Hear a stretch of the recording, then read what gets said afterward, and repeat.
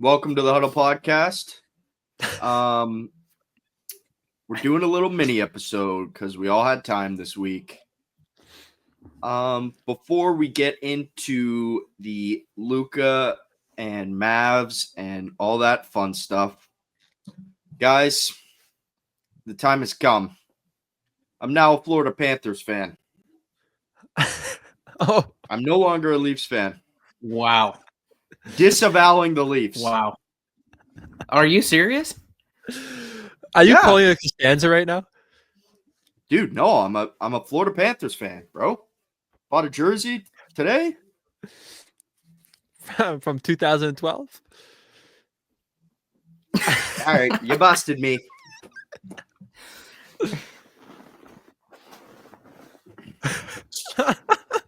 They can't get rid of me that easy, boys. We're stuck here. Wow. Stuck here. Stuck as a Leafs fan.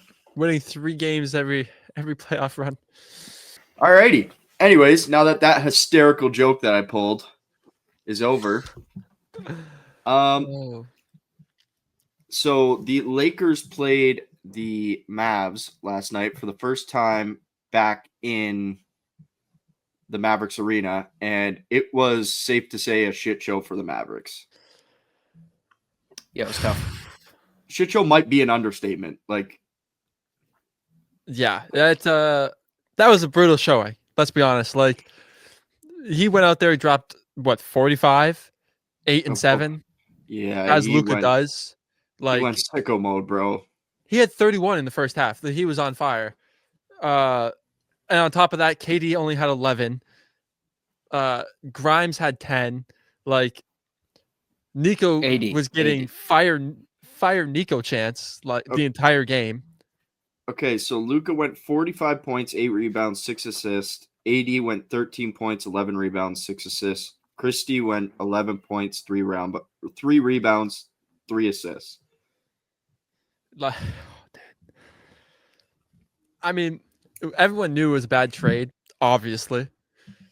But, like, when your fan base, like, when he steps in the arena with the opposing team's jersey on and your fan base goes nuts for him to score 45 instead of cheering for their team, like, you have, like, that's tough. how are you not fired? He at the end of the game, they were cheering Luka, and the Lakers bench started going up and getting the Mavericks fans excited. Like, dude, I don't know if you saw, but they gave shirts. They gave shirts that said, like, sorry for trading you, Luka, to like season ticket holders and stuff. And then there was guys in the stands just not wearing Mavs jerseys, instead just had shirts that said Luka across it.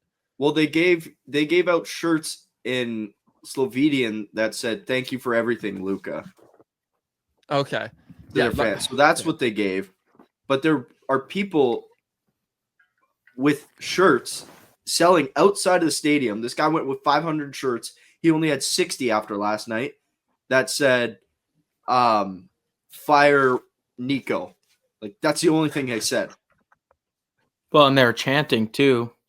And there's a video of Mark Cuban, like, just shaking his head back and forth, flipping out. And the crowd in the background is just losing it. Well, I don't know how much he involved. He was involved. Nothing. He said he would rather get divorced with his wife than trade Luka Doncic. Like, he was on, I don't know, he was on someone's podcast. I want to say it was like 2 Bears, 1 Cave, and they asked him, and he said he tried to put in the contract when selling majority of the ownership that he would be in charge of the team. Like, he would still be in charge of who they sign and stuff like that. And the NBA said, no, you have to be majority owner to be in charge. So it was taken out of the contract, not by the new owners, but by the NBA. Well, I bet you he regrets selling the team. Like, he made a shit ton of money, but I actually think for a guy like that who has already a shit ton of money, I mean, this trade is now looking comparable to the Leafs trading Austin Matthews for Sidney Crosby. Yeah. That is exactly what this trade would be at this point. Like, he's still putting up numbers. Of course, he's like, Crosby's still probably going to be good for another 2 years. Like he still is putting up a point a game, good stats, but you just trade away the AD, future. Obviously. Yeah, exactly. Yeah, it's still AD, but like for what now? The Lakers look the best they've ever looked. You said this the other day, Marsh. You said it's a good thing that the Dalton Connect trade didn't go through. I 100% agree. 100%. They didn't need it to go through. That team could win a chip. We said that the other day. This team could win a chip. Yeah. What you got, Carson? Well, there's not much more on that. I just think that Dallas is in the play-in too now, which is funny, but or they're locked in, I should say, into the play-in. I don't know. I think that we'll obviously look back on it and think, what was this team doing? But it doesn't surprise me either that he went off. But I think it has less to do with revenge and more to do with him like wanting to put on a show for Dallas fans. Honestly, I mean, he wasn't crying. We didn't even touch on that. Giving his tribute. Yeah, exactly. We didn't even touch on that. He was literally crying during the tribute. Yeah. I was tearing up, bro. I'm like, how could you like this guy? Trae Young tweeted it during the game. He's like, he would have been a Mav for life if you didn't trade him away. Oh, 100%. Like, imagine. Yeah, obviously, my team is like the NFL is my biggest sport. The Bengals are my biggest team. That's us trading Shiesty away. Like we're like, or Jamar Chase. That's like, we have the guy for the future. Now he's gone.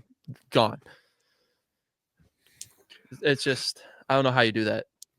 So a guy in our Instagram comments is claiming that everyone else is an idiot and the Mavs are playing 3D chess, and how can no one see that they're clearly trying to move to Vegas? So they traded Luka.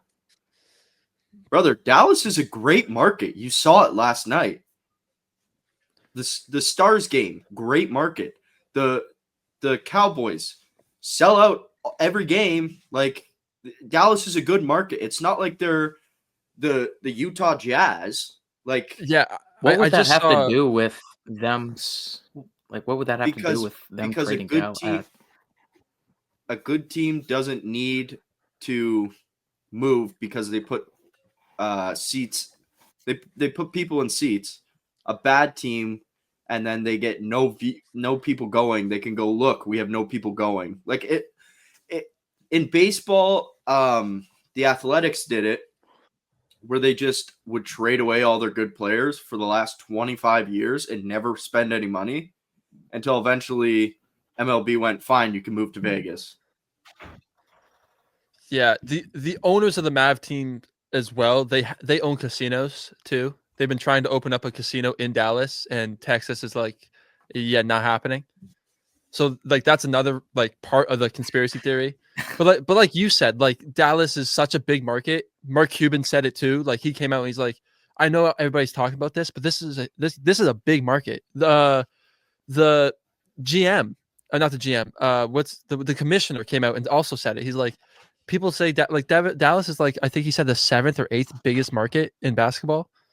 They also like didn't Mark Cuban before he sold the team just redid like 4 or 5 years ago the entire locker room? Yeah, like it's like a nicest locker room I've ever seen. Yeah, I don't believe in the conspiracy theory at all. I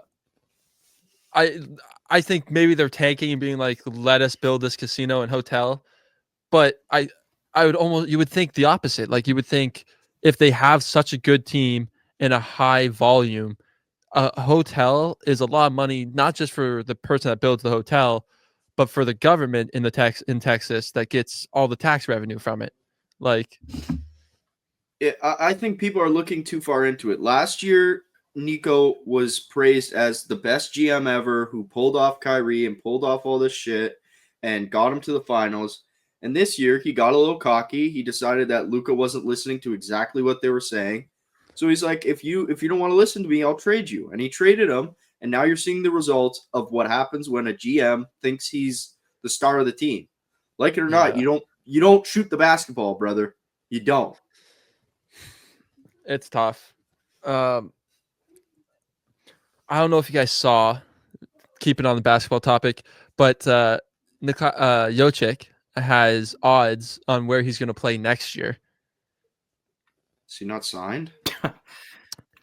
He can be traded if requested next year. Obviously, the number one odds for him is to stay in Denver, but who cares? Not fun. The number 2 place for him to sign is the Lakers. Imagine. I don't see that happening. No, That's crazy. Man. And I don't want to see that happen either.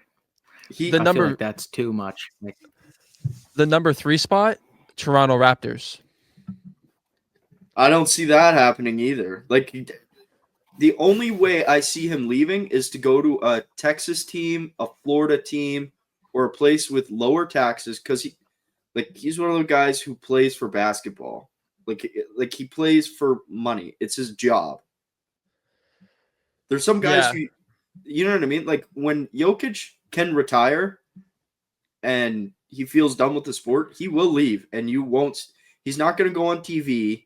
He's not going to be an analyst. He's going to be done with the sport, and that's going to be it. But Jokic as an analyst? I do think he has, obviously has mad respect for the game. And I don't know if you guys probably didn't watch it, but I watched the Kings game. And he was playing coach. Obviously, they fired their coach a week before playoffs. Insanity. Yeah, that was crazy. They won a chip not that long ago. I loved Malone. I thought he was awesome. Fill me in on that. Why did they do? Were they on some insane losing streak? Yeah, the thing is, I don't know. Games. I was watching First Things First, and there's a guy on there, Chris Broussard. I've mentioned him before, but anyway, he actually is close with Malone, and he was saying that it's kind of been a thing for a long time now, since they even won the chip, because because they fired the GM too. The GM and Malone didn't get along that well.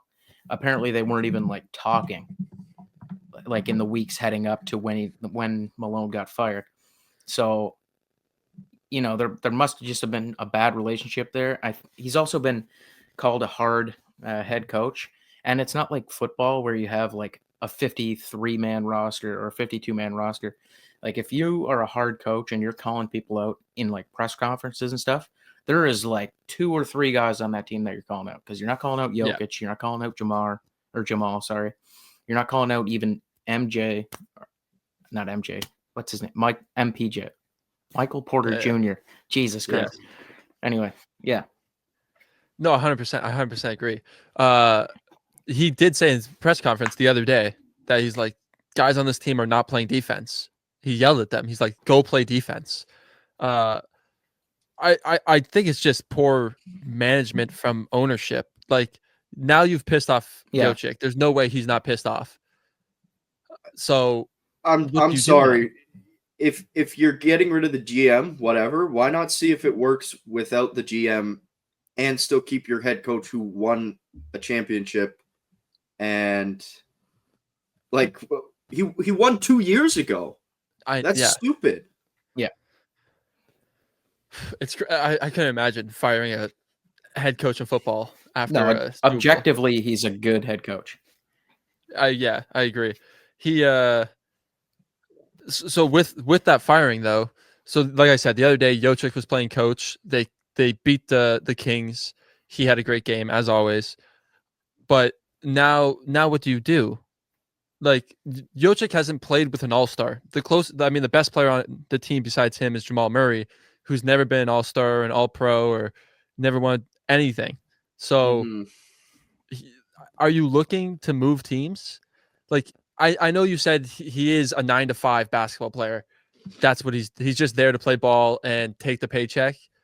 But he's also building one of the greatest legacies in basketball. He is becoming the best center of all time. And we're talking about him passing people like Hakeem, Shaq, and Kareem. That's crazy. I think that plays into why he would stay in Denver, though, because like you just said, he doesn't really have like an all-star with him. So when the team is crap, it makes him look even better.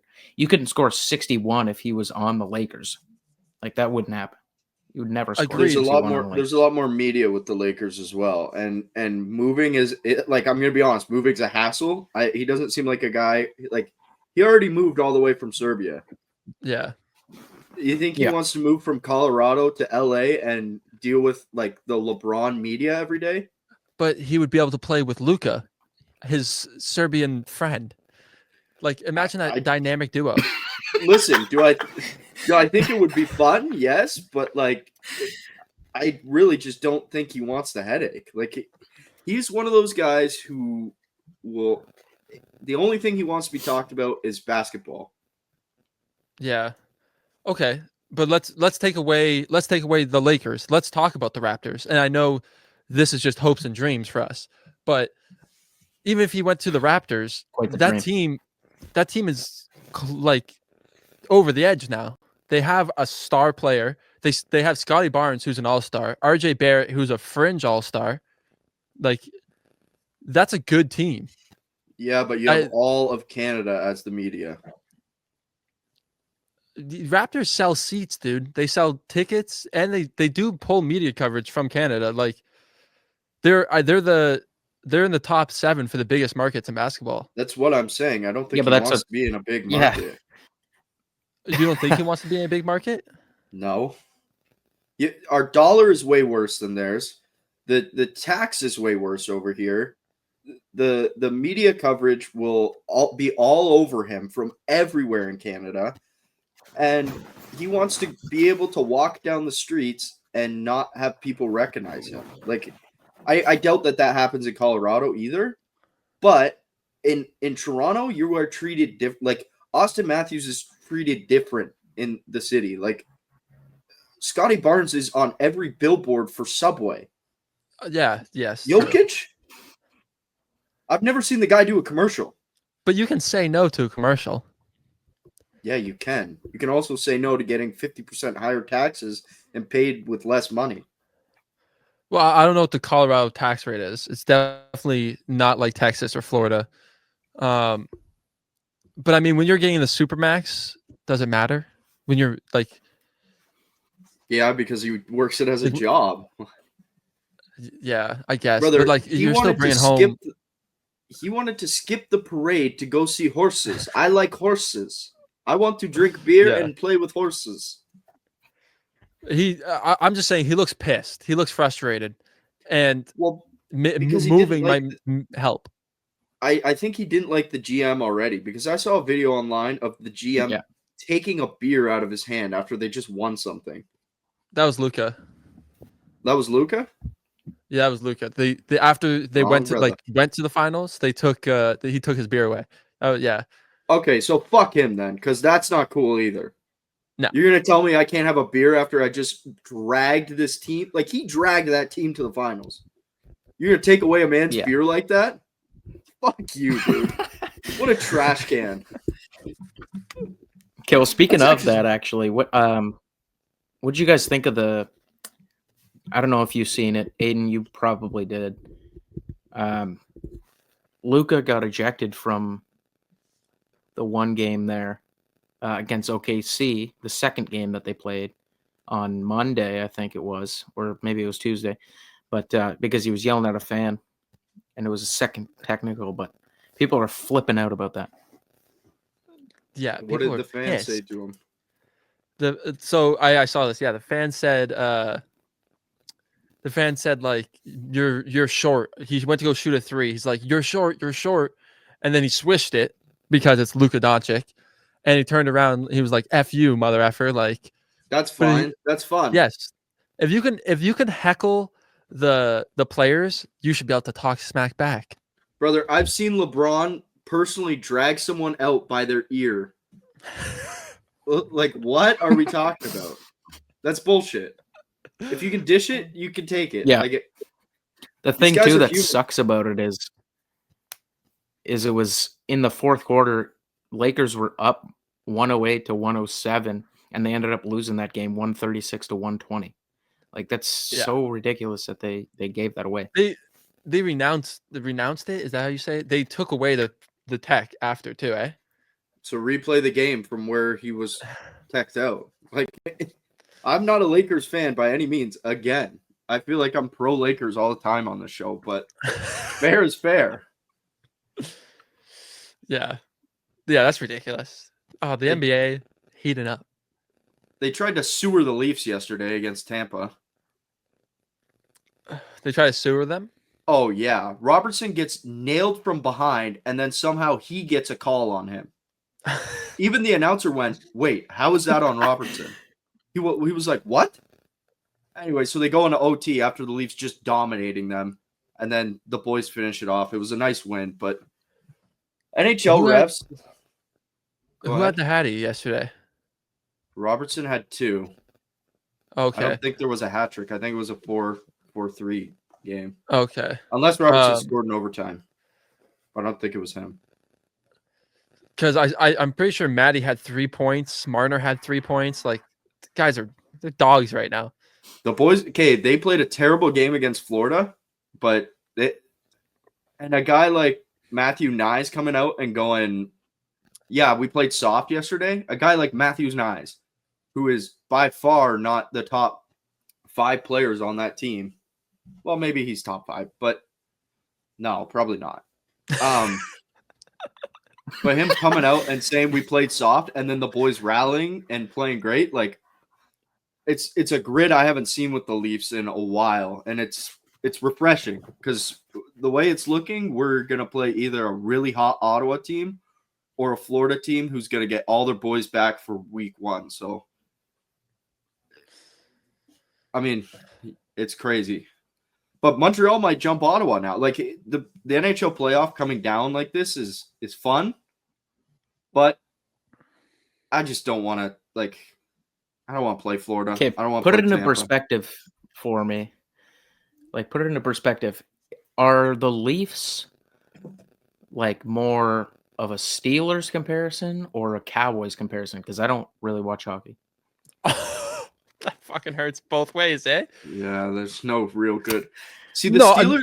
I think the Steelers never have hope. I can I actually make the comparison? This is terrible because I hate them, but I think the Leafs are like Baltimore, where you see this team and you're like, holy shit, this team is good, bro.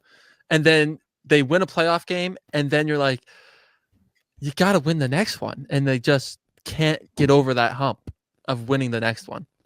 Yeah, I mean they don't win series, so it's a little bit different, but hell, you can compare them to the Bills. Yeah,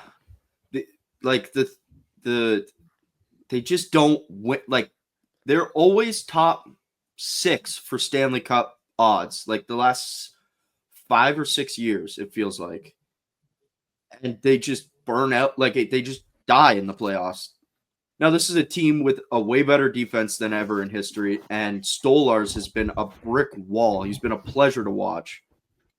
Unlike Joseph Wall. No, Wall's fine, but I don't know. This is what the Leafs do to me every year. They just fucking get all in there and fucking get you all ready to go. And then you're fucking like, all right, it's time to bust. And then they go, whoop, gotta go home. And you're like, whoop, I'm ready to go. Let's finish this. And they're like, no, it's game 7, dude. We're not going to win it. Like last year, 3-1. It's like, okay, if the Leafs lose here, whatever. Nope. They fucking win a game. And then they win a game. And then it's like, it's 3-3. Game 7, we have all the momentum. Oh, Joseph Wall's hurt, by the way, guys. So bye-bye. And then they lose in overtime. 2-1 game. Yeah, that was a heartbreaker last year. Yeah, but ready to get filled up again. Ready to be edged one more time. Oh. Yeah, that's my hockey rant of the night. I know Carson's not a big, fair enough, big puckhead, but I like watching it, but I just don't get to it very often. Become an honorary Leafs fan. Let's become a Leafs podcast. Honestly, I'm down with that. Carson, you're going to be upset if this year is our year and you don't get to experience it. Because I'm not going to let you cheer if we get past round 1. If we get past round 1, anything can happen. And I'm not going to let you hop on the bandwagon. Okay, so if I get excited for you because your Leafs are winning, you're going to shut that down. We're going to have to film after every we might have to film after every playoff game. The emotions that are going to come. Yeah, every time there's an elimination game, we should record that. Well, I don't even know. We might only get one series of content out of this, so we might want to do after game 2 and game 4, and then if we lose already by then oh my goodness, I'll be leaving the podcast permanently. If there's a game 7, that's a live stream right there, dude. In the Marshall family home, dude. Imagine you and your dad in front of that TV. My dad might get fired from his job. They might not. They might not let him back on the premises if we win or lose. Oh, the premises. That's so good. I'll tell you what. The Leafs are sponsored by milk. If the Leafs make it to the 3rd round, so conference championship, if they make it there, I will dump a bag of milk on my head for the podcast. Hell yeah. I'll never mind. Yeah, do it. You want to. Whoa.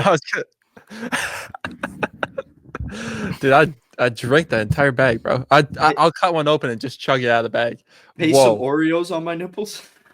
They're sponsored by Oreo as well. Oreo and milk, dude. Little milk and cookies for the boys.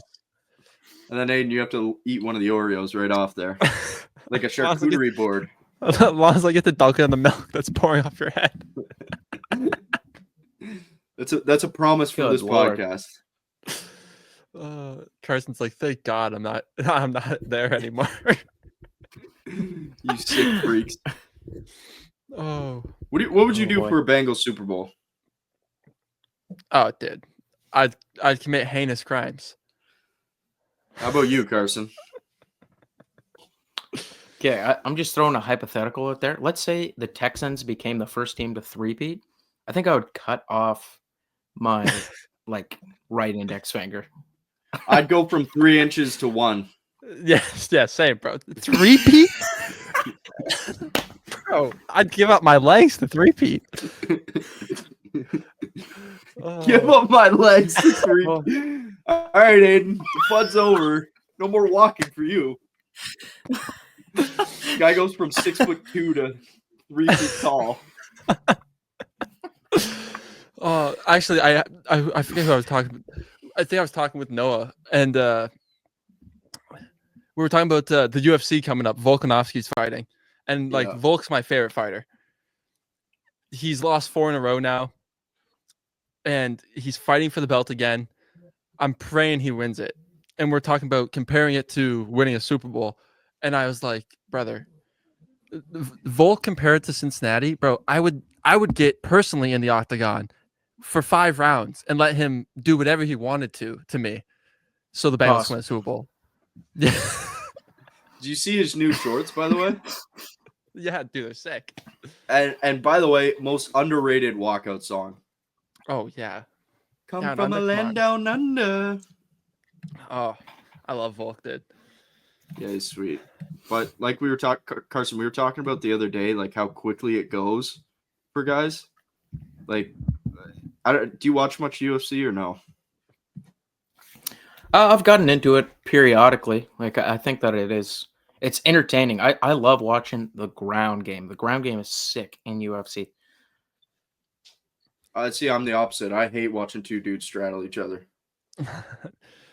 It's just so strategic. It's just crazy how anything can happen. It's so interesting. Yeah, I'm in the same position. I love all of it. I don't care if you're a grappler, jiu-jitsu, wrestling, or if you're a striker. I love the fact that it's mixed and you don't know what you're gonna get. The only thing I dislike is when they're up against the cage for minutes at a time. That's the only thing I dislike, because that's when it's tough. You're not trying to do damage. You have to be trying to hurt the other person for it to be a good fight.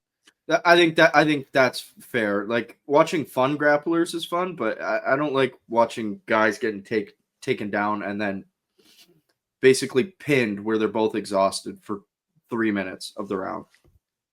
Yeah, But like watching Charles Oliveira fight, dude, or even watching Marab. Like Marab got like 10 takedowns his last fight. He has the most takedowns of all time, passing George St. Pierre. Like unreal. But watching Ankalaev rub his chest against Alex Pereira's chest for 5 minutes for a full round, you're like, dude, not fun.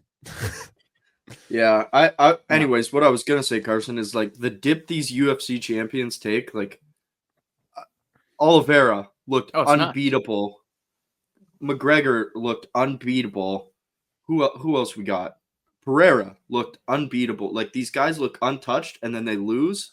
Like Volk, Yeah. he looked insane, and then he's lost 4 in a row. And I mean, credit to the guy for getting belt fights, but You I think don't that know, had bro. something to do with just like head trauma?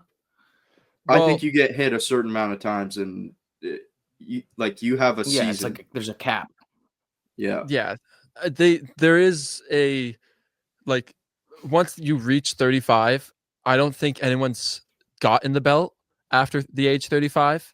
They've kept the belt, like John Jones has kept the belt, He hasn't fought. but no one's taken the belt at the age 35 or older. So I mean, yeah, just father time comes for everybody. And it's weird because Fight Game, like they come in at 18 now. Like they come in right at the ripe age of 18. You see guys like Strickland was young when he first started. Who's that Muñano guy? Who he says the annoying Yeah, thing. He's got the fucked up face. That guy. yeah. He's like 18 and a half months old. The guy's a baby. And then they've already been fighting for 10 years because they probably start them at 6. And by the time they're 30, that's 30 years of your body being put through a meat grinder. Yeah, like Max Holloway. He's been in the UFC since like 20 years old. He's 32 now, 12 years in the UFC. He has the most strikes ever. He's also been beaten to a pulp. He finally got knocked out for the first time ever by Ilya. After you get cracked, it's easy to get cracked. That's the biggest thing. Is once you finally get knocked out, it's easy to get knocked out. So when Pereira did it to Adesanya's lost 4 in a row after he came back and beat Pereira. But like he's done. Like he's not going to fight for a belt again. Usman, when he got cracked by Leon's head kick, he has not been the same fighter. That was great. That was a great fight. Oh, amazing fight. When Volk fought Islam for the first time, I think Volk won the fight. Joe Rogan thought Volk won the fight, but obviously Islam, I guess, took in decision. That sucked. But then he took the second fight on 11 days' notice and got knocked out, and he has not been the same fighter since. You lose confidence like that. Yeah. He said he gets like depressed when he's not fighting. Yeah, that's why he steps in all the time. But he just seems like such a fun guy to be around. Like that's another guy who in the UFC seems so genuine. Like he doesn't sell fights in the way that like Strickland or even guys like McGregor where they have to shit talk. Like the guy, I don't know. He's fun, and he seems like a nice guy to be around. Yeah. He also has a banging cooking show on YouTube. Yeah, he does. Yeah, I love to think that like there's somebody out there who like only knows Volk from his cooking show. Like some grandma. Yeah, like he's like, oh, what a good chef this guy is. And This Aussie can cook, but his ears are fucked. Yeah, exactly. Meanwhile, he's one of the biggest badasses on the planet. Like, yeah, this guy can't spell, but he can sure make a souffle. Something's off with him. I don't know, but makes a mean burger. Yeah. Do you guys want to get into the teams on the verge here? Yeah, let's run it. Okay. Let me pull it up. So teams that haven't won. Oh wait, before we get into this, sorry. They changed the rules of what do you call it? Hard Knocks. Now you to don't what? have to make the playoffs to be on Hard Knocks. Or to not be on Hard Knocks. You know what I mean? Because before they wouldn't do So playoff any teams. team. Yeah. Okay. What do you think about that? I didn't like every NFL team say no this year. Nobody. Technically, they're not allowed to say no. Oh, okay. They're allowed to say no to like the draft Hard Knocks that they did, and I don't know if they're allowed to say no to the mid-season one. But I know for sure they are not allowed to say no to the training camp Hard Knocks. Personally, I like it. Jake, you said it a few episodes ago, but you were saying like imagine watching DK and George Pickens. Like the Steelers would be a sick team to watch. There's a number of teams, like even like teams like Green Bay who are a little more chill. Like I think that would be better than watching the fucking Giants sell away their best player in the last 50 years. Yeah. I want to watch guys that I know. I couldn't name maybe the Giants would be more exciting this time around because they have some good guys who were rookies, but like I don't want to watch the Panthers struggle to find their wide receiver number 2 who's gonna not be on the team in 3 weeks. You know what I mean? Like I want to see like the Bills would be a fun team. All 3 of our teams would be fun. Yeah. For Hard Knocks. Yeah. The Lions would be fun. You want to watch a team that is on their way to a championship because it's fun to see what a championship team could look like instead of a team that's down in the dumps like we did last year. Like Washington, a young team who made some noise in the playoffs would be fun. I don't think the Eagles you shouldn't do Super Bowl winners. But it would be even like it would be interesting to see the Chiefs. Like I want to know what Travis Kelce is like in the offseason this year. Especially because it's a comeback year. Like they lost last year. Yeah. I think that it's the right move because like watching Bears last year was they're a boring team. Like, you know, they would be more fun this year.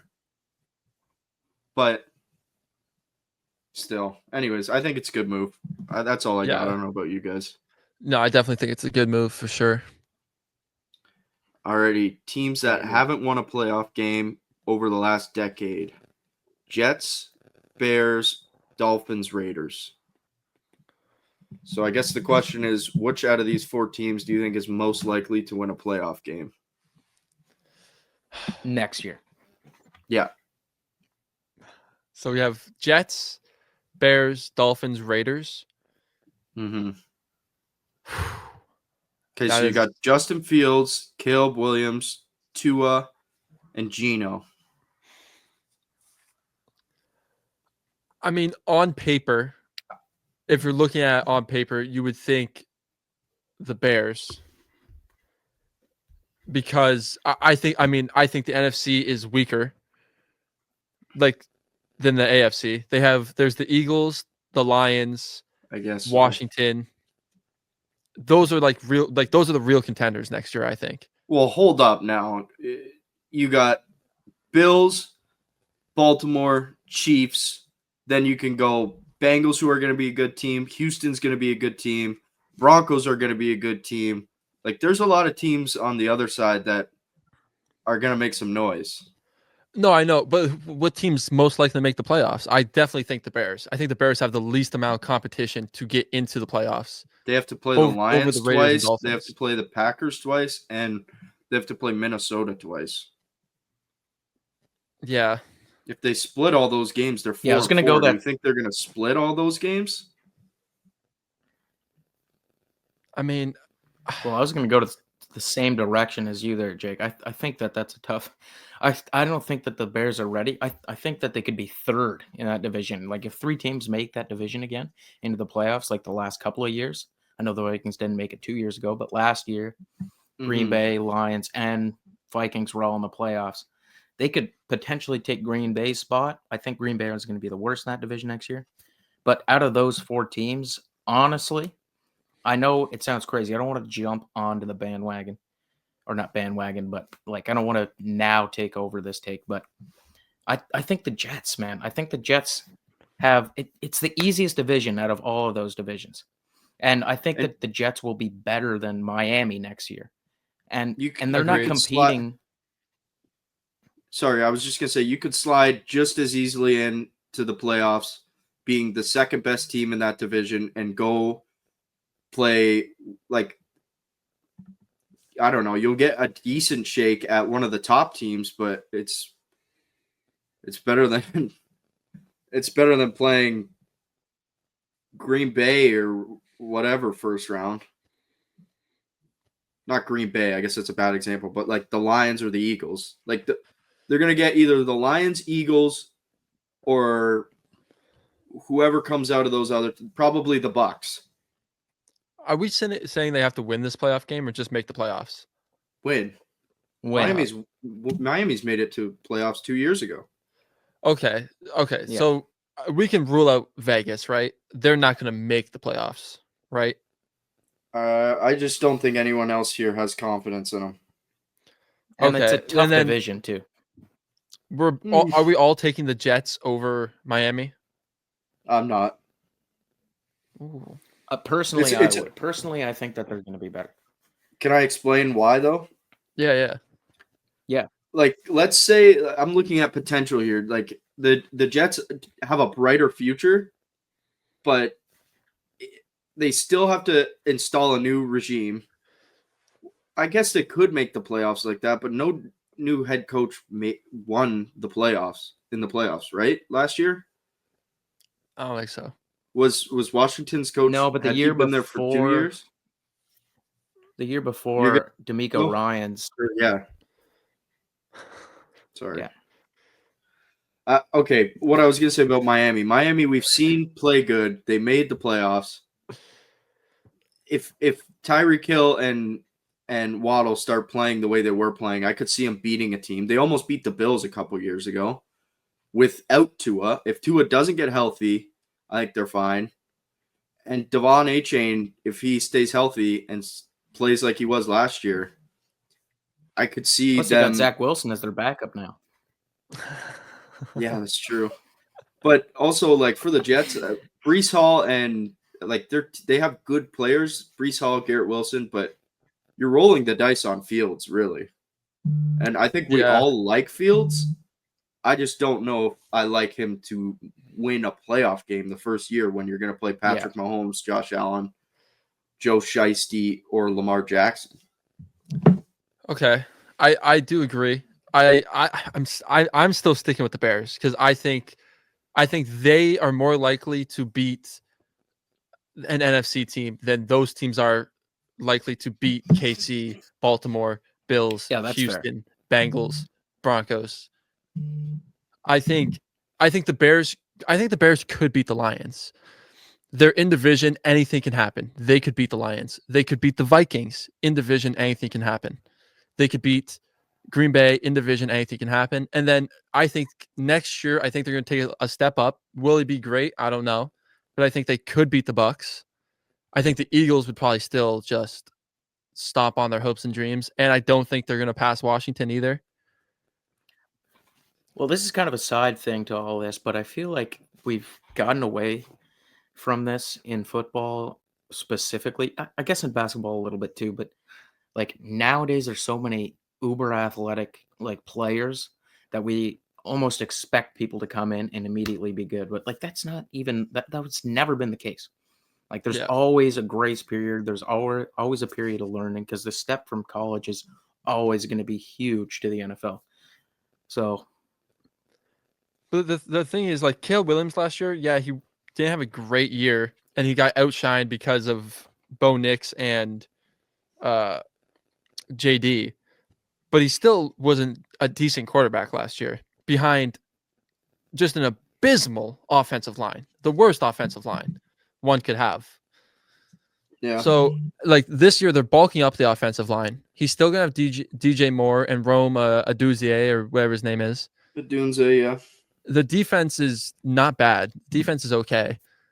And they have Ben Johnson now. I think something too that like bodes well in his favor as well is the fact that his biggest problem last year wasn't like his decision making, it was indecisiveness. Like there was tons of plays where you would see that he could have just taken a check down for 5 yards, but he's holding onto the ball, he's looking for something because he's always making big plays in college. But if he just gets into a rhythm of like, okay, I'm going to take this pass for right now, live to see another down, I think that he'll improve dramatically. But yeah, I like that too. come on, Aiden. We can carry. All right, we can riff. Okay, well, what do you think about the Raiders there in terms of this this context? I just think their division. They're at the bottom of their division, like by far. I think 100%. Like yeah, and the Chargers is just going to get a lot better as well. Like I could honestly, this might be a hot take because the Chiefs have been so dominant, but they lost a few players this year. Couldn't bring in as much help. I could see the Broncos winning that division. I could see it. I could see the Broncos winning that division. I was really hoping you weren't going to say that. Really hoping. Why? What do you feel like? No, I don't see that at all. I think that it's going to be the same kind of thing with these quarterbacks that we've seen. Like there's a regression. Bo Nix, I feel like he's in a weird spot because no one really like was paying attention to him, and he wasn't like super fantastic. He just had a decent offensive around him, good head coach, like things like that definitely helped him have a good year, maybe higher than he would have typically had if he was in a place like the Bears, for instance. But I don't know that he's making a jump big enough to surpass Mahomes. I don't know. They've made the conference finals every single year. And Mahomes has got blown out in a Super Bowl before and then went back and won. So I don't know. Yeah, I mean, I wouldn't put my money against him. I wouldn't drop a bag against Mahomes because it's Mahomes. But I think there's a possibility. Like that defense on the Broncos is nasty. The defense is good. And then I think the offense is only going to get better. I think they're upgrading at running back spot. They are ditching the contract they had with Russell Wilson, so they're going to get $80 million this year to put into their team. I mean, he's still throwing to Cortland Sutton and who's the other receiver there? There's Mims. I can't remember who the other guy. There's another guy too, but yeah. So I mean, I think those guys. I think Mims will have an up year because at the end of the year last year he had a good end of the season. Oh my God. One of the best games of the year last year. I can't remember who Denver was playing, but there was a 4th and 2 play with like 5 seconds on the clock and they scored a touchdown and it was 2 Mims. Were they playing? Oh man, dude, that was one of the best games of the year. Sorry. I was screaming at my TV, bro. Screaming. We still won. We missed that field goal in OT. Oh, that's right. That's right. Both teams did, I think, eh? Yeah. Oh, dude. Yeah. Jesus. Okay. Well, what do you think about Miami here? Because personally speaking, I don't want to like crap on Miami, but I don't like Miami at all. I think that they're going to be horrible next year. I think they're going to take a huge regression. And I'm sorry, Tony. Shout out Tony, but I just don't believe. I'm in the same boat as you are. I have this is crazy too because I do have more confidence in the Jets this year. I think with what's his name, Aaron Glenn as the head coach, Justin Fields coming in, being an elusive quarterback with a good backfield. If they can bulk the offensive line, I think that's a better team than Miami has. Yeah, and I just want to see a team use Fields properly. Just run more. Just run. Even with him. Like, just treat it as if he's in a wildcat formation when he's in shotgun. Because they just need to run more. And I think like play action, just move him around a lot. Like, don't keep him stagnant. He's not a stagnant quarterback, but he's athletic enough where he could be good on a team. He could be a starting quarterback on a team, in my opinion, anyway. Like, if Lamar think didn't, so. Lamar's obviously a great passer, but if he was just strictly running, I think they would still be in the playoffs a decent amount. Maybe not as good, obviously, but Yeah, no, I agree. I think Justin Fields has a high ceiling that we haven't seen, and I think he could be unlocked on the Jets. He has a clear number one guy that's not George Pickens, who throws a hissy fit. It's Garrett Wilson, who's a dog. He has an elite running back. He has the arm talent. The defense with Aaron Glenn there, I think he's going to put that defense back together where it was in 2023 and 2022. I hope so. Like, I think that's a better team than Miami. Yeah. Yeah. I just hopped in here, but I feel like I know what you guys were saying. Fields hasn't been given a real shot. Like, the Bears didn't. I mean, that team was abysmal. He had to scramble. Look at him when he played for Ohio. He was a really good quarterback. The Bears There's a guy on YouTube. Sorry, Jake. Sorry, my bad. No, go ahead. I want to hear it. So, sorry, just for the record, when I cut you guys off, it's because I think that the conversation's ending, so I'm trying to get ahead of this delay. Brother, anyway. We're all battling here. It's all good. Anyway, I was just going to say real quick, there's a guy on YouTube, he used to play in the NFL, but it's called the Quarterback School. That's the name of the channel. But he basically goes through film of quarterbacks, and oh my God, man, like, it's super interesting, first of all. But I watched a couple videos of Fields, not last year, but the year before in Chicago, and oh my God, like the O-line, when it's broken down in slow-mo on the All-22, it's crazy how bad plays look. Like, it's horrible. So yeah, he had no shot there. Yeah, there's no shot. The Steelers didn't really give him a shot, so this is really like. No, it's funny because we've seen players like quarterbacks leave the Jets and further their career. He might be furthering his career by joining the Jets. Yeah. So it'll be and he did sit behind Russell Wilson. Russell Wilson gets, I think, that has to benefit something. I think way too much hate. Russell Wilson, like, the guy's cringy and whatever, but he won a Super Bowl. He was unlimited. On a great team. Yeah. I mean, he's a first ballot Hall of Famer. This guy has been unreal. He was unreal for a decade. He really was. And yeah, we've seen regression in his later years. Yeah, I do. He has the stats for it. He's put up the numbers. He's won the Super Bowl. He's been to 2. I think he has. I think he can do it. It depends on who's in his year. Yes. But, like, Tom Brady's a first ballot. Gronk should be a first ballot.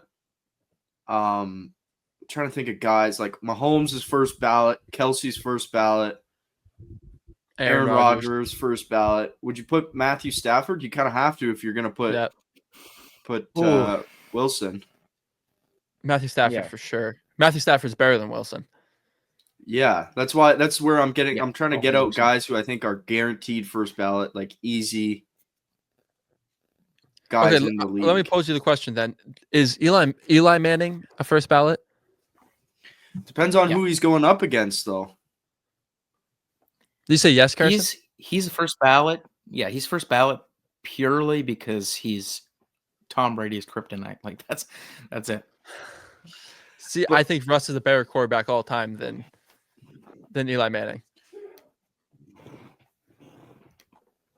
But I don't think, like, I think it depends on the year. Like, if Russ leaves the same year that Aaron Rodgers and, let's say, like, Derrick Henry decides to retire that year, and like Kelsey decides to retire that year, those are 3 guys that are probably going to take up some spots in 3 years when they do the ballots. And then you got guys from previous years. Like, he could be second or third ballot Hall of Fame. Like, yeah. Yeah, you're right. It is depending on the competition he goes up against, like you said. But I think for most, like he's gonna get it. I just also think that like it's a bunch of reporters who vote on this thing. What have they done for the last 3-4 years? It's just trash the guy. Yeah, but you can say the same about Rodgers. But Rodgers is different, man. Like I think Rodgers is held in a light where like this guy's a kook, but he won what 3 or 4 MVPs. 4 MVPs. He won 4 MVPs. He's got the Super Bowl. He throws the prettiest ball. Like he is one of the nicest throwers of the football. And he was beloved in Green Bay. Like I just don't. I think Fields has gotten a worse rep in the media, and people talk about him like he's some bum. Yeah. He definitely gets a bad break in media. That's because, like you said, he's so cringy. Like you watch his Subway commercial, and you're like, dude, like Russ, what are we doing? I don't know. I just feel like Russ is one of those mediocre quarterbacks right now, and going like when you look at the greats of the league, none of them go out like that. And honestly, the more Aaron Rodgers plays, and if he keeps having these seasons, like the worse it's going to look for him to be a first ballot. Yeah, I think he still will be, but like let's say he does two more years where he has the Jets season last year. Yeah, people are going to talk about Aaron Rodgers like he's the biggest bum on planet Earth. Yeah, I mean, we don't talk smack about Brett Favre though. Yeah, but Favre also went on a playoff run when he joined Minnesota. Yeah, he went to true. 2 conference championships. And Tom Brady only had one bad year where he still made the playoffs. Yeah, for sure. Yeah. It's a what have you done for me now lately league, bro. Everyone's quick to forget. Like, if I brought up top 10 running backs in the league, would you guys put Jonathan Taylor in the top 5? Not 5. Probably not 5. He's at like the Saquon, 10, Derek, 9, 8 of top 10 running backs. Gibbs, Monty. Yeah, no, I don't think so. Breece Hall. Put Monty I'm putting Monty. Brother, I'm just saying he's better than you will always be the only one who thinks that Monty's a bad running back. Monty in the top 5 is insanity. Jake, thank you for supporting me on the Monty take. No, he doesn't count because he's a Lions fan. Boy like that. No, you no, disrespecting Monty like we were disrespecting hash browns, okay? Well, I watch every Lions game. Like I don't miss a game. Same with the Bills. I those are 2 teams I do not miss games for. And Monty is electric, man. Don't get me wrong. He's a stud. He's still a hammer, but he's not a top 5 running back. Who do you have over him? Oh, dude. I have JT over him. Jonathan, dude, no. I don't. Okay, stop. Oh, Jesus Christ. Oh, don't say that when they're a shitty team, Aiden. Their team sucks. If anything, that makes a better case. He puts up the same numbers with a dog-ass team. Aiden, who's better, James Cook or Chase Brown? James Cook. Thank you for admitting it, finally. I've said that every episode. Every episode we've talked about James Cook. And not go back and watch. Yes, I have. You said, is he way better? He's not way better. He's better. Not way better. Big difference. You're looking at backs like they can only be the explosive, fast backs who are small. Like Monty's good because he gets down in the trenches and he gets you 3 yards when you need it. He puts his head down and gets hammered. In 3 years, it might be different. Like that. JT gets so what is JT better Neither at? Derrick Henry or Saquon. Running Derrick the ball. Henry breaks free, bro. Same with Monty. Brother. You're just upset because the Lions have 2 good running backs. They do have 2 good running backs for sure, and I'm not upset at all. They're not even in my conference. Aiden, like that's like us saying T. Higgins is garbage because Jamar Chase is way better than him, and Jamar Chase makes T more open. Like what? When Gibbs doesn't play, Monty still plays good. He has better games when Gibbs doesn't play. He has way better games. 2 years ago against the Bucks, when Gibbs was out, Monty stepped up and had like a 200-yard game in Tampa. To me, that's the same. That'd be like putting Cooper Kupp over T because he had like good years 2 years ago. Like okay, that's fine. Let me ask you this then. Monty or this player on your team, on the Buffalo Bills or on the Houston Texans, okay? Okay. Right? Okay, Monty or Saquon? Saquon. Monty or Derrick Henry? Derrick Henry. Yeah, Derrick Henry. Monty or Bijan Robinson? Bijan's young. Monty or JT? Monty. No. Crazy. Monty or Gibbs? Give me Monty. Gibbs, he's young. Gibbs. Monty or Josh Jacobs? Monty. I think it depends on what kind of running back you have. Monty, bro. Monty. Yeah, it would. Have you guys seen these people play on other teams? Remember when Josh Jacobs was on the shitty ass Raiders and he was putting up disgusting numbers, and we saw Monty on the Bears putting up no numbers? Can we like flash back to this and not remember that they have the second best offensive line? The Bears had the worst offensive line ever. It got worse. It got worse after he left. Put Christian McCaffrey on the Bears last season and see how he does. Like, bro, put him on Carolina 3 years ago and see what he does with an ass offensive Carolina line. still had a decent team, though. No, they didn't. Also, McCaffrey's way better than Monty. No one's arguing that point. Yes, that's not what I can't believe. Okay, and also real quick, Josh Jacobs could definitely be better than Monty. Like if someone made that argument, I'm not gonna like complain about that. Josh Jacobs is a beast. He's better than JT. I'll say that. You're also taking Monty, like we're taking Monty where he plays half the snaps that he normally does. He's fresh. I feel it like goes we're talking like Gibbs for a drive and then Monty for a drive. No, bro. I feel like we're talking fantasy football right now.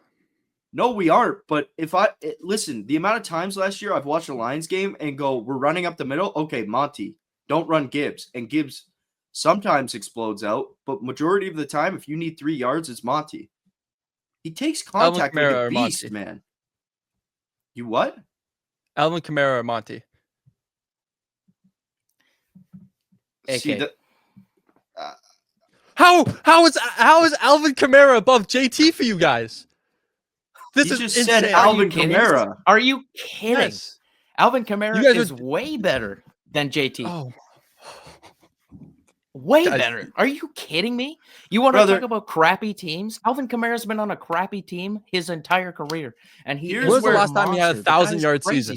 Here's the fantasy land Aiden is living in. What's the last time he did? He's not used last year. This year. No. You're living in the fantasy land of when you guys made the Super Bowl. You didn't make the Super Bowl this year. That has nothing to do with these running backs. Brother, you're looking in the rearview mirror in the back seat, and you're wondering, where is my little baby Joe when he was just a guy who had normal hair and didn't wear backless suits? Guess what? He dresses up like Ellen now. It's 2025. Insanity. The disrespect for Jonathan Taylor hurts. Okay, how about Joe Mixon? Monty. Oh, no. I'd take Monty, yeah.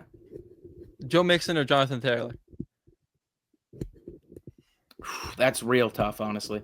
I would need. That's like the closest comparison to JT, in my opinion.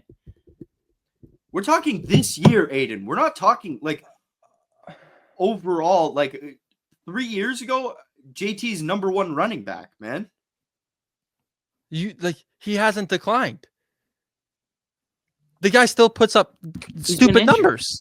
Okay, Aiden, so draft him next year. I didn't see you take him once. This isn't fantasy. I'm not talking fantasy. Okay, I'm but talking who I putting want on my football team. Listen, I got your balls up against the fire, and I'm telling you, draft JT over Monty next year. See what So happens. this is about fantasy. This is about fantasy then. We No, can agree on but- that then? No, Well, you're talking good a one. different fantasy. You're talking a different fantasy. You're in your fantasy land over there. Aiden, like, I don't know what to tell you, but I bet you Monty has better numbers last year than Jonathan Taylor. I'll tell you right now. Okay, you look up Jonathan Taylor. I'll look up David Montgomery. Okay. Montgomery. Yeah, do it that way. Montgomery's not in the top 20 for yards. Jonathan Taylor is 4th with 1,400. Okay, he's Hold a on, single just back. compare. I'm pulling up Monty's had 12 stats. touchdowns, and Jonathan Taylor had 11. How many carries? How many carries did JT have? 300. Monty had 185, brother. He had 115 more carries and still the same stats, pretty much. Okay, wait, let's do the math. So he had, So- okay, you're right. 150 less carries, or 115 less carries, 700 less yards. Yeah, that makes up for the 100 less carries. Behind a way better offensive line. He's not used in the same way Jonathan Taylor is used, bro. Running But backs. he's do used behind the things. same line. What? Dude, okay. Take him off the Lions team and put him on your team. And put Jonathan Taylor on your team. Jonathan Taylor will have a better season than Montgomery. 10 out of 10 times. Guess what, though, Aiden? They're both on respective. Montgomery's on the Lions, and JT is on the Colts. We're not in fantasy land anymore. So we're not comparing running backs at this point. We're comparing teams. Can I just say something real quick? Yeah. If Monty had the same amount of carries as JT last year, he'd have 230 or more yards rushing, just for the record.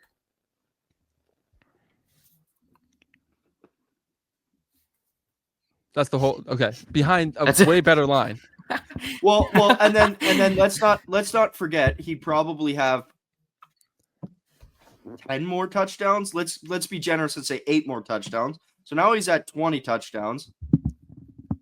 You know what I mean? Like, I'm saying I literally said David Montgomery splits back. They are split back. Okay, so he's rested. They're Sonic and every, Knuckles. He gets every end zone touch. Can I also Jonathan just say Taylor something? gets Another every thing, touch. real quick. The Colts, buddy, you're talking like they're like the 30th O line. They're third. No, They have they're the not third 30th best O O-line. line. They have the They have the third. third They have the best O-line. third best O line. No, they don't. Last they year they do had not. the third best O line. Okay, They how do many behind the games were they Eagles down? and the Lions. Behind the How many games were they down? What do you mean? Like how many games did they have to throw the football? Oh, towards the end, they weren't trying to let anyone throw much, man. Towards the end, they weren't trying to let anyone throw anything. Bro, I need more opinions on this, bro. I think the Jonathan Taylor disrespect is insane. Brother, no one's calling him a trash back. We're just saying Monty's better.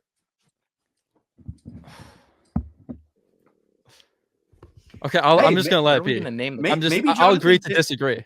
Maybe Jonathan Taylor this year will be better than Monty, and then you'll be right. I don't live in fantasy land. I can't believe we're taking Monty over JT.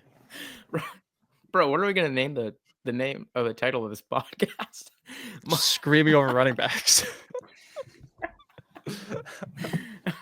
My dad actually sent me best landing spots for round 2 running backs. You guys want to hear them? Let's hear it.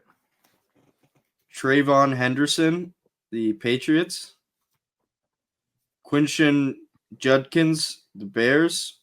Caleb Johnson, the Cowboys. And Cam Scatterbu, the Commanders.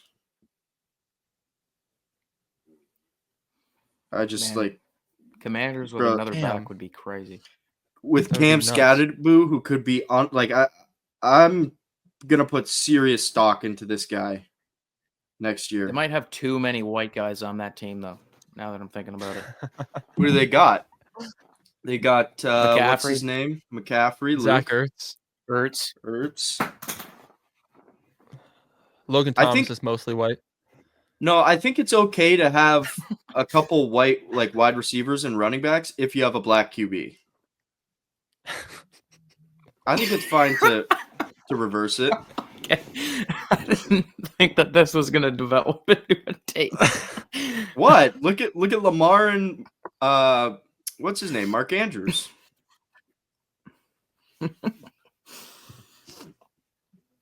You guys remember fair that white team versus black team debate a couple years ago? Yeah. That was crazy. Yeah, Do you we'd think be cooked, man. We'd be cooked. We'd be The thing cooked. is, where do mixed players go? Who's mixed? Separate category. Like Mahomes. Mahomes is mixed. Mahomes is. It's been stated Mahomes is not acceptable on either team.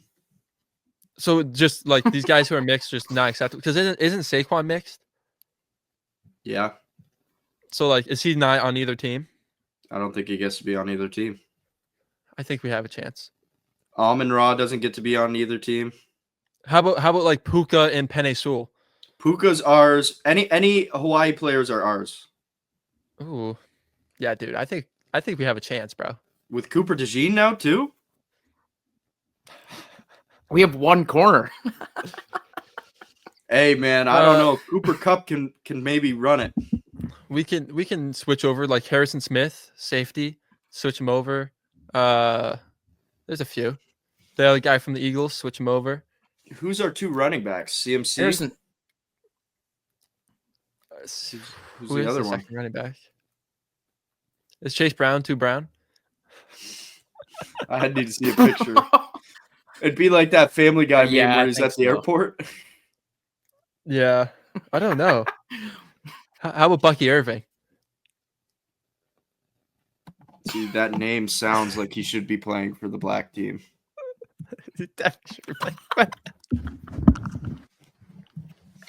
I've never looked at Bucky's face. Oh, Dude, Bucky's a there's, brother. I've never seen Bucky. I've just always looked at the back of his head. My How dad's a about Bucs Derrick fan, Henry? obviously. And every time that he scored a touchdown last year, this graphic that they use for his touchdowns is like he looks like such an idiot in him. I don't know why. Oh, can we talk about like the Monday and Thursday night graphics where they put like Tua on a cruise ship and Tom Brady on like a battleship, and it's the worst looking thing ever? Oh my god. Have you guys ever noticed that? Oh yeah, dude. The graphics. No, I don't I think feel so. like they just get worse and worse NFL every year. Like, Monday. That is quite the blanket there, Aiden. thank you. Gotta It deck wasn't a this place out, you know. Oh.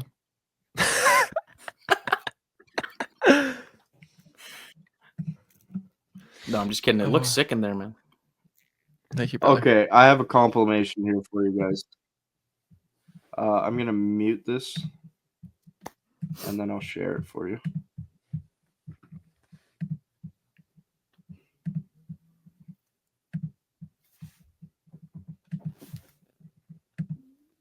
You guys all see that?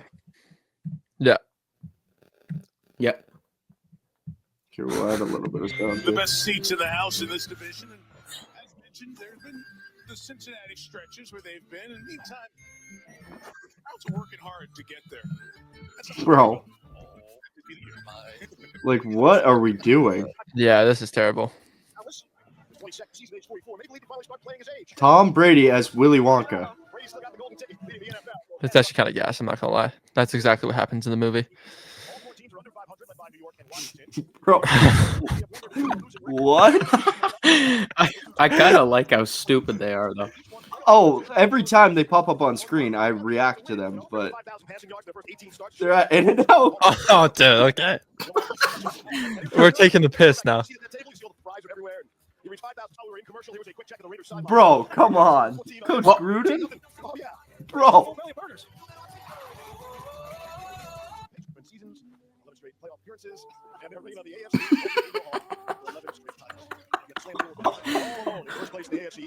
Oh no. Oh my God. Josh Allen. Suffering the worst loss of his brilliant career. His 11 turnovers this season, 5 of the most in the NFL. He's got a pick in each of his last 6 games. And for these Ravens, carrying the load for a team that has played with injuries all season, and finally able to defeat These actually aren't even that bad. No. Andy Dalton, the Red Rifles, now thrown 51 touchdown passes to AJ Green through the first 5 weeks of the season. Teams Oh, yes. Giants singing the blues when it comes to the ground game this season. 4 started the season, 15 all-time rushing yards. This is just the 11th game that he's had without either Brett Favre or Aaron Rodgers. But he's third season. What are we watching? I apologize to all the listeners. No, they love this, bro. Oh, come on. Russ has never cooked in his life. Russ. They love Stranger Things, eh?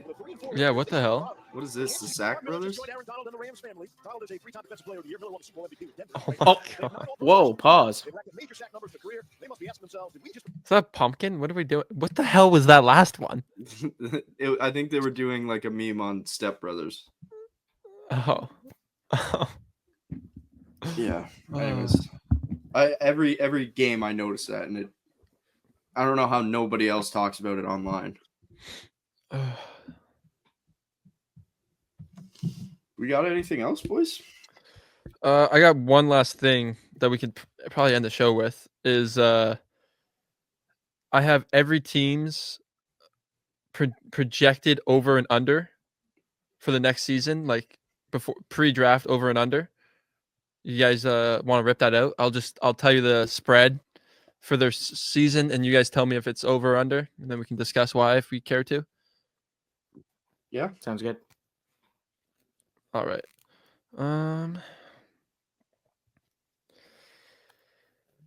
Okay, it's in alphabetical order, so that's how we're gonna go. Okay. So Okay, hold on. the One Cardinals. More thing too. Yeah. Jake, you go first, and I'll go second. Okay. The Cardinals over under for 2025-2026 season is 8.5. that's so tough, bro. Like they. I mean, it really depends on Kyler.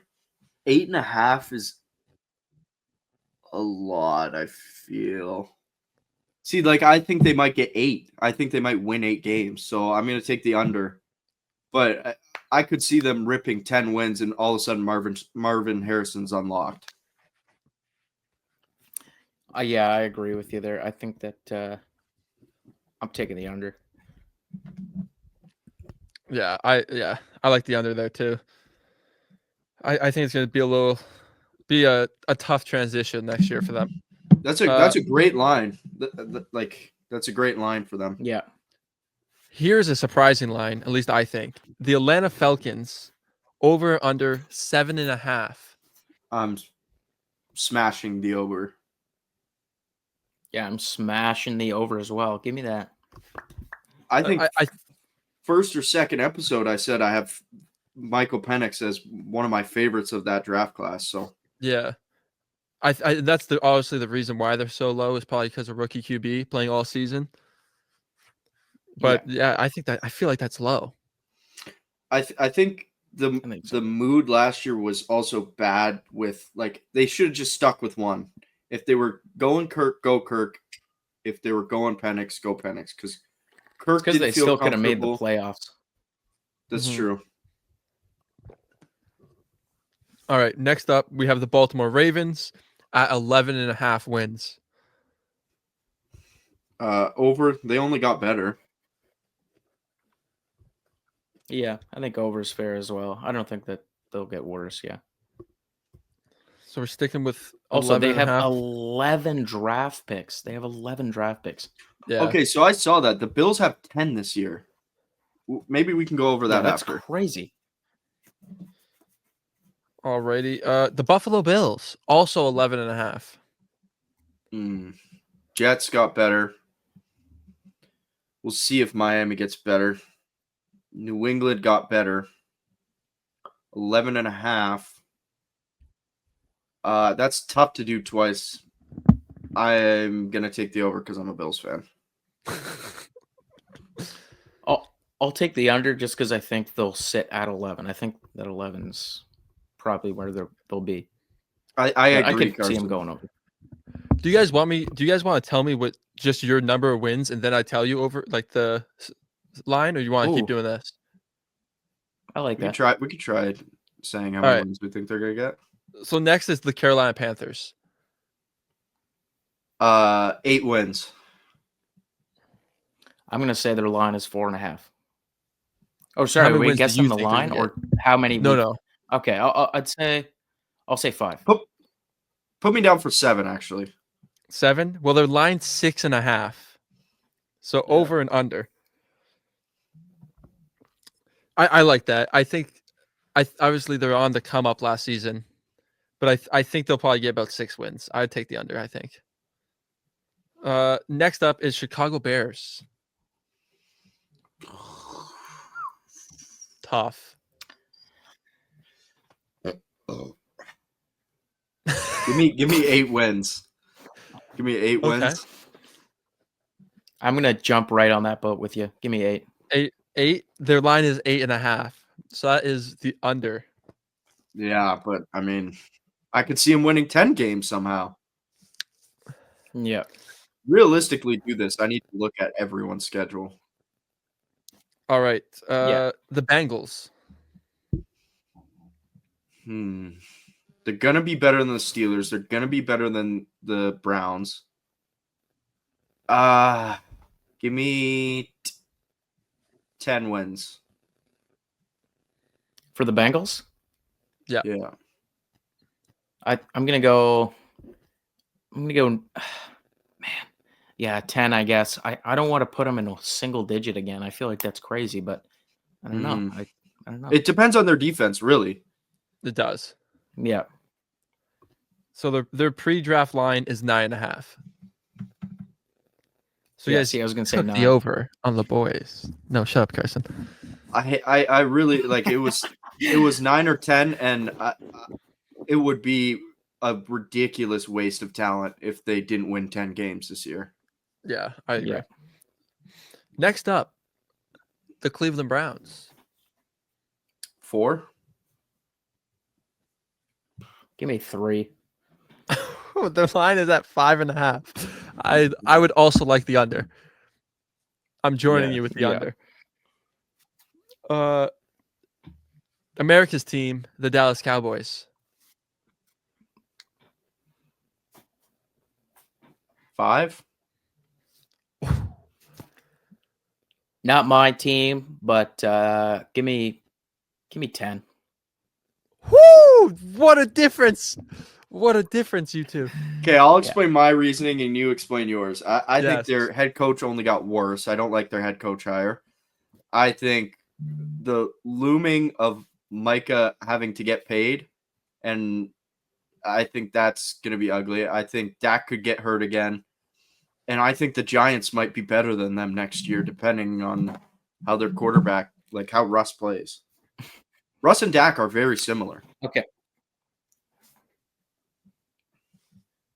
I think at one point they were similar, but I would say right now, like Dak hasn't had a fall off yet, whereas Russ has. Dak when he's healthy, in my opinion anyway, is a top like 7 guy in the league. I know that might be crazy, but he's had multiple like fringe MVP seasons when he's healthy. I just think Green Bay and hung 40 they signed on him. CD. They grab a wide receiver in the first round.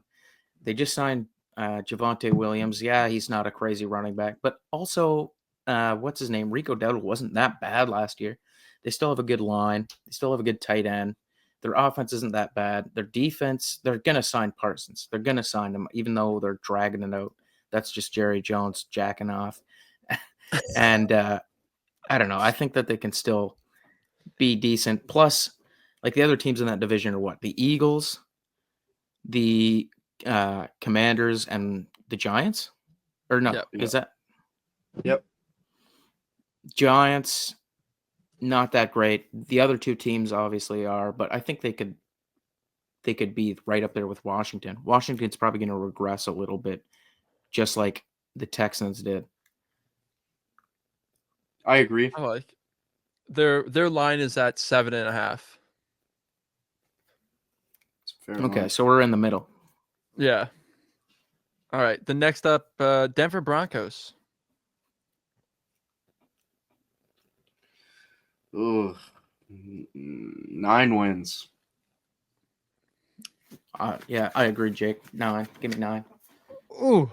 The over-under was 9.5. That's what I thought it was. I like that. I like Yeah. that. All right. We got the Detroit Lions.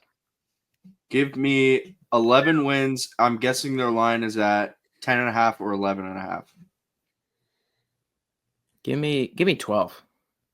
12 wins. Their line is 10.5. I think I'm taking the over too. I do think 11 wins. Yeah. I think they're going to sneak that out. Green Bay. Give me 8 wins. Ooh. I think their line's 9.5. Jake, me and you were on the same page here. I'm going 8. We should start betting this. Their over under is 9.5. So the under is hitting next season, confirmed by Marsh and Carson. Next up, the Houston Texans. I think their line's also 9.5. Give me 10 wins. I don't think they. That's another team I don't think loses more. Like, there's no way they don't win 10 games.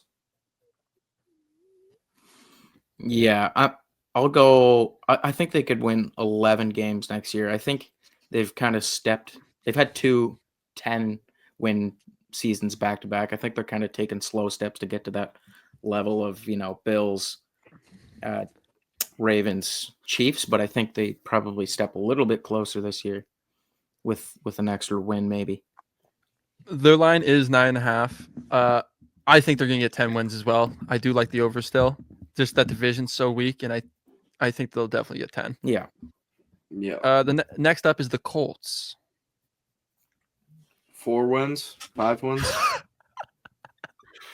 Yeah, I'm in Jaguars, the 5 same wins. boat. I think I honestly think 4. I think they're at 7.5. They are at 7.5. We're smashing the under. All right, Jacksonville. Their line's probably at 8.5 or 9.5. I'm gonna go 9. I'll go 7. All right. I was thinking 8, 7, 8, 9. The over under is 7.5. Wow. All right. The They were Kansas bad City last year. Chiefs. They were bad. They were bad. Yeah, They started 0-5. it really like depends on Trevor Lawrence. It's all up to him. Yeah. All right, the Chiefs. My guess is they are at 10.5 or 11.5. I don't see them. I see them 10 wins. Again, this feels like a cop-out answer. I'll go 12. Their line is 11.5. A little split decision there. I think they get 11 wins. I don't know why. They always pull it off. I mean, Yeah. Yeah. All right, we have the Las Vegas Raiders. 7 wins. I'll go 6. Well, their line's 6.5. So you guys are hitting the money right there. I think I'm also going to go 6. I think I like the under here. Up next, we have the Chargers.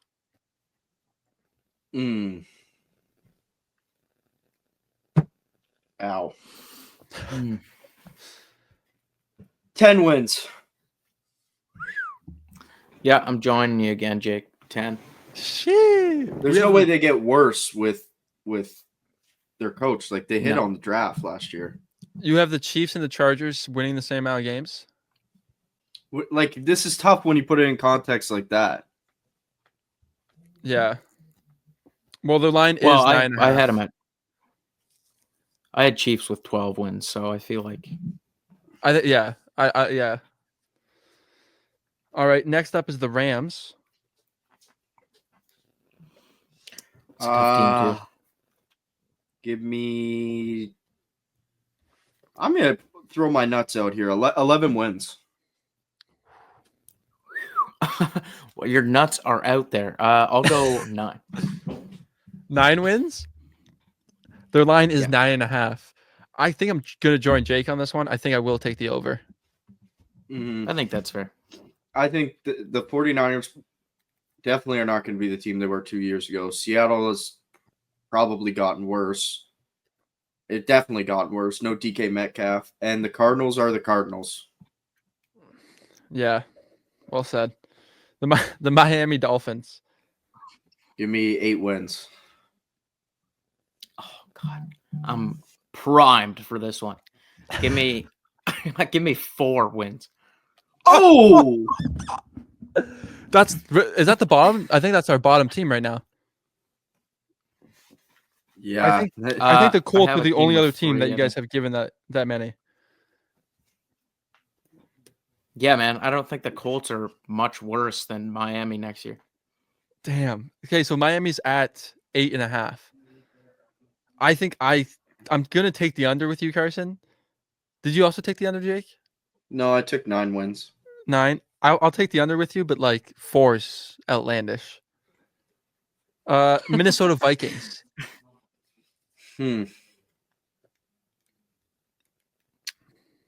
Ah. 8 wins, rookie quarterback. Give me 10. Ooh. Okay, the line's 8.5. That's a 3-win regression. Yeah, it is. They have last year. They have a rookie quarterback. Yeah, but Damn, Bo Nix made it. Jaden made it. Like, I They're wouldn't not say that playing the JJ Lions. is like a lot They're worse. not playing the Lions in Green Bay every week, though. I will Yeah, take but they the do over. play KC, Chargers. KC, I mean, they have black magic. Yeah. The Patriots. 6 wins.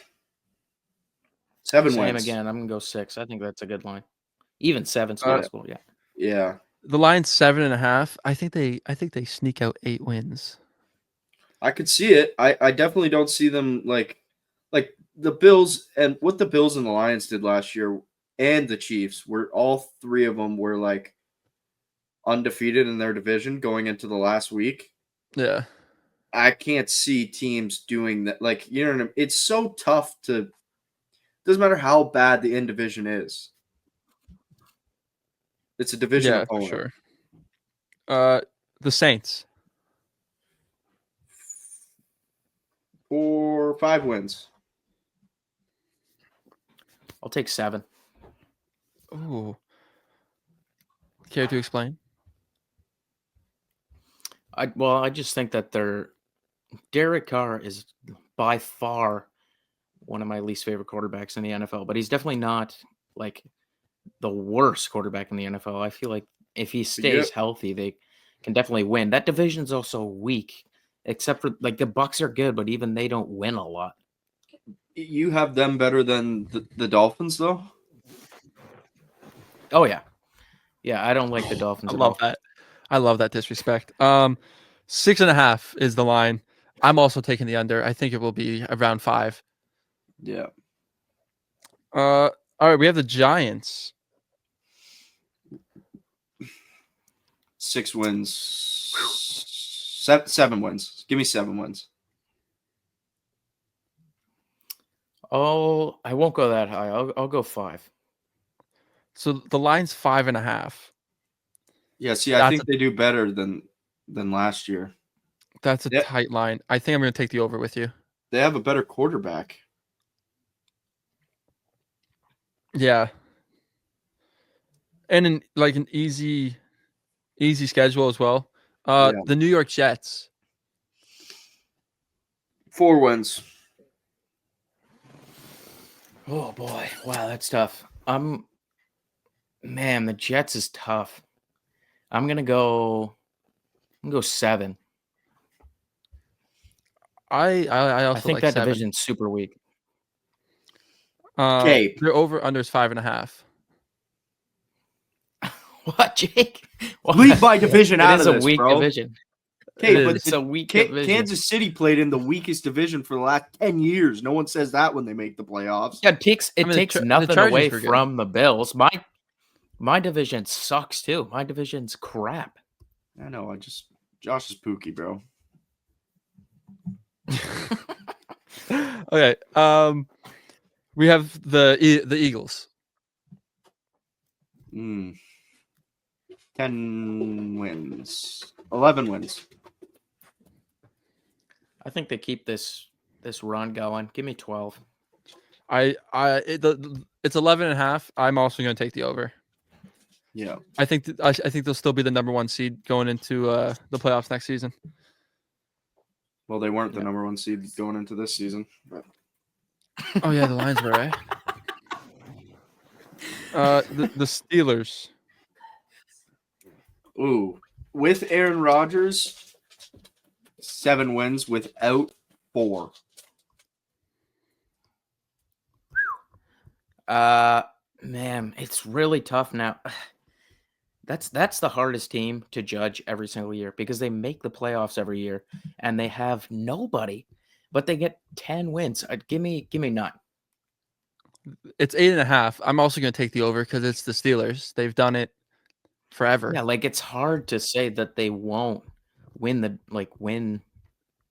or not win anything, but make the playoffs. Like, yeah. All right. Next up, we have the 49ers. This number is shocking to me. 8 wins. I think they do make a little bit of a resurgence. Last year was a bad year for them, and they still won 6 games. Given the amount of injuries and stuff, I think that's not too bad. Give me 9. All right. So the line's 10.5, which I think is high. I think it should have That's been high. 8.5. I think the mojo's gone there, boys. Like, Yeah. They lost so many pieces this year. and I'm going to take the under for sure. yeah. All right, we're almost done here. We got Yeah, I 4 more agree. teams. The Seattle Seahawks. 7 wins. This is an they interesting get- team this year. I think they actually, I don't know. It's hard to judge Sam Darnold versus Geno Smith kind of thing. I think that Sam Darnold's maybe a little more cautious with the ball, but I'd say probably, oh God, give me 8, I guess. I'm just interested to see Sam Darnold without Kevin O'Connell. Yeah. Yeah. The line is 7.5. I think I'm also going to take the over. I think 8 wins is kind of where they're at. Moving on to the Tampa Bay Bucks. 11 wins. Ooh. Oh, okay. All right. I'll take 10. I think they can make double digits. All right, I'm going to go with the over with you guys. It is 9.5. I do think they'll hit double digits as well. I mean, dude, with Chris Godwin back, that team's going to be good. Oh, man. Yeah. And if they've been good at drafting as well. And here comes another stinker. running the backs, Tennessee too? Titans. Yeah. Yeah. That white guy Bucky they have.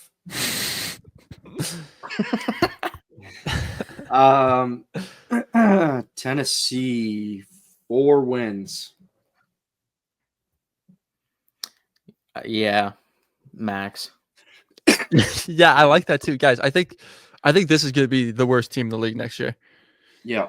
Their line set at 5.5. I think they're going to get like 3 wins next year. I think they'll be the worst team in the league.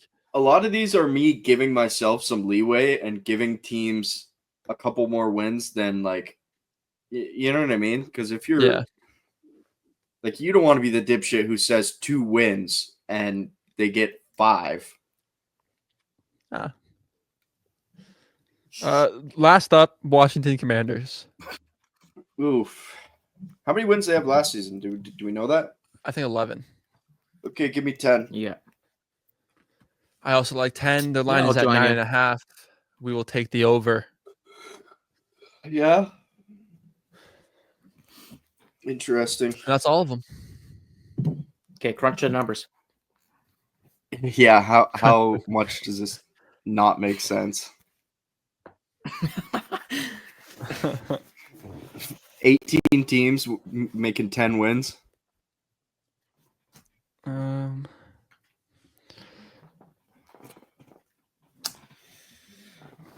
going through it right now. What numbers are you crunching? I am seeing how much the payout would be if we parlayed all this, Oh, because that's the real Wow. question. Isn't that the live question? What did we do for Minnesota? Over or under 8.5? I think we took. I took over. Yeah, I'm fine with over. All right. This might be physically impossible, by the way. Oh, 100%, but I don't care.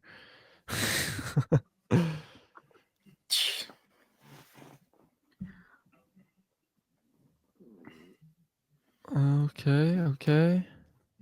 Okay, I don't know if you guys were interested either, but while you're doing all that, Aiden, I was thinking, what do you guys think about kind of looking at the NBA and seeing who you guys think are going to be the top two in each conference? I know it's a little early, but Yeah, I'm fine with that. I just got one more thing. Baltimore has 11 picks, tied with San Francisco. Buffalo has 10 picks. Dolphins, Browns, Dallas, Jags, Chargers, Seahawks all have 10 picks. I'll skip to your guys' team. Houston has 7. The Bengals have 6. And the team with the least amount of picks this year is Minnesota with 4.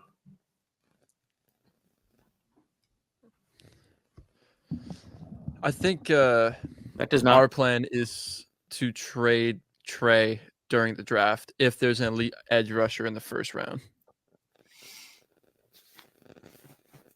Yeah, but man, that's not. I wouldn't be too comfortable seeing how you guys need to hit big in a draft and you don't have picks. I mean, we have 6. 6 out of 7. You'd like to be at 10 picks if you're retooling an entire defense. Yeah, but that's like you have to trade pieces to do that. You have to lose to get that. You guys lost last year. We didn't lose enough last year. All right, let's move on to the final thing, NBA. This was supposed to be our power 30-minute podcast that turned into an hour. Whatever, that's good. Yeah. I got 6 minutes. Then I have to go hand in an assignment. Okay, Carson, you kick it off. Okay, well, yeah, I was gonna say I think in the Western Conference, top two will be Lakers, OKC, and I think it's gonna be a series of 6 games. I think the Lakers take it, and then in the Eastern Conference, give me the Celtics, and give me, man, it's tough. There's not as much depth in this, but it's hard for me to argue against the Cavs. Like, they've just had such a good season, and I don't watch them as much, but they just are having such a good year. It's hard to say that they wouldn't be in the finals. And I think Boston takes that in 5 games. Lakers, Celtics is my finals. Imagine that. I want to ditto the first. I think I think the exact same thing. I think it might go 7, but I think Lakers take it as well over OKC, and then I'm gonna go Boston Knicks, and I think the Knicks win it. Wow. Really? Lakers championship. Wow. They tie Boston. Next year we get Lakers Boston. That's wild. Okay. That would be awesome. I do think it's going to be LA OKC, just like you guys. I'm taking OKC though to leave in the West. I think they'll win that in 6. And then the East, I think it's going to be Boston and the Bucks in the East. And I think Boston will take that series in like 5, to be honest. So we got 3 out of 4 same teams, and then all of our last picks are different. Yeah, and then in the finals, so who do you? I'll have OKC against Boston, and I think OKC wins in 7. All 3 different. Well, no, me and Carson both took. No, you took Boston to win, right? I don't have a finals winner. I think that's tough between the Lakers and the Celtics. Part of me, like the inside of me, wants the Lakers to win. but I think the Celtics are a better team than we give them credit for. They are a nasty team. I think we give them a lot of credit. Yeah, but I'm saying like one of the best teams like we've seen in like a long time kind of credit. They could be on a similar trajectory to Golden State a couple of 5 years ago, exactly. 6 years ago. Yeah. Look at us. I guess that's it for that as well. No dudes draft this week, eh? No, because I mean it was supposed to be. Hey, if we can squeeze out episodes like this and get a stockpile, yeah, no complaints. That's kind of nasty. Yeah. So I'm sure in the let's end it here. Alrighty. All right, thank you guys for watching. Take the outro. Check out the Instagram and the TikTok. We also have a Twitter. All of it is the Huddle Podcast or Huddle_podcast. Like, subscribe. Say your player, Jake. The Cantaloupe Cannon, Josh Allen. Peace.